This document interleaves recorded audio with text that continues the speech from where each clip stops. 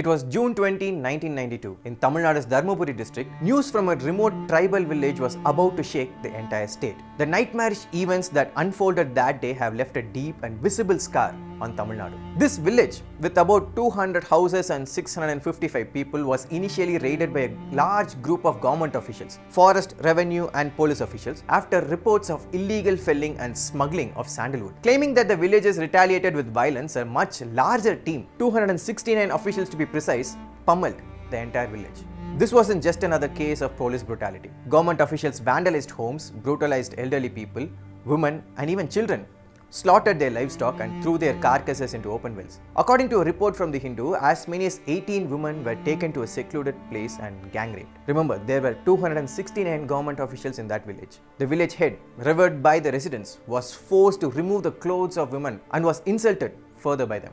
This issue of course did not blow up right away. Cases were filed against the villagers for attacking the officials, and no cases were filed on the officials who attacked these villages. The atrocity inflicted upon the tribal residents of Vachati remained under wraps until P. Shanmugam, the secretary of the Tamil Nadu Tribals Association, visited the area on July 14, 1992. Simultaneously, the villagers filed a complaint with the collector on the same day. However, officials initially denied any such brutality against the villagers and instead accused the 18 women who reported rape of making false allegations. Following this, on July 18, 1992, A. Nallasivam, a member of parliament from the Communist Party of India, Marxist, wrote to then Chief Minister Jayalalitha urging a judicial enquiry into the matter. In response, the Forest Minister at the time, K. A. Sengotian, issued a statement on July 21, 1992, defending the actions of the government officials. Subsequently, the MP brought up the matter in the Rajya Sabha on August 5, 1992. Following this, the Director for Scheduled Castes and Scheduled Tribes, B. Bhamadi, conducted a visit to Vachati from August 6 to August 8, 1992.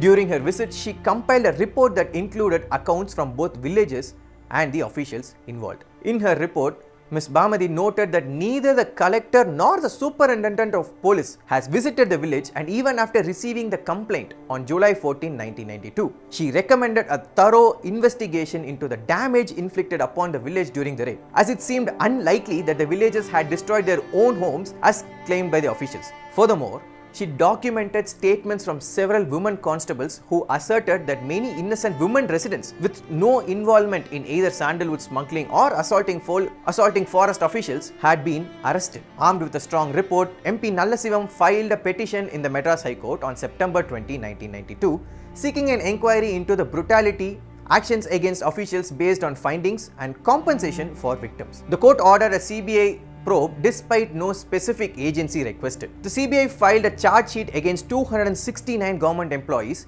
including forest, police and revenue personnel. The then Principal Chief Conservator of Forest, M. Harikrishnan, and 4 IFS officials were prime accused. The trial took 19 years due to the large number of accused and legal hurdles. The Dharmapuri Sessions Court finally pronounced its verdict on September 29, 2011. 55 accused have already passed away by then. The court convicted the rest under the various laws and ordered 15,000 rupees compensation for each of the 18 rape victims from the convicts' fine. The CBI also received 1 lakh from the fine. The convicts appealed and their case lingered in the Madras High Court for 11 years until Justice P. Velmurugan expedited the hearing. He visited Vachati and on September 29, 2023 dismissed all appeals, confirmed the punishments and ordered 10 lakh rupees compensation for each rape victim, recoverable from the rapists themselves. He also called for improved living standards of the villagers. Vachati village is one of several incidents that haunt the Indian conscience of atrocities carried out in the name of law enforcement. Punishments have been meted out, but do we learn anything from such horrific episodes? The jury is out on that.